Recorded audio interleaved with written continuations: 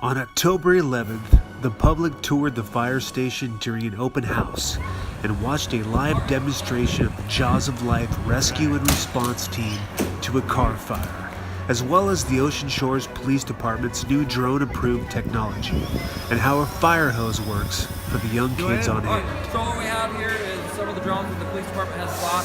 We're working in conjunction with the Ocean Shores Fire Department. This will be what we'll be using for the surf rescue in the future. And what we end up having is these drones will fly out to people out in the water, and we'll activate this pin, which will drop a life jacket that looks like this to the people, so they can grab a hold of it. And while the drone is going out with the life jacket, we'll have line attached to it, so that way when they grab a hold, we can pull them back in. Good job. Nice. Oh, you're a good one.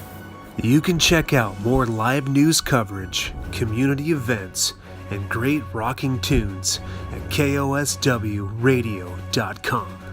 91.3 LP Sounds of the Shores, Ocean Shores, Washington.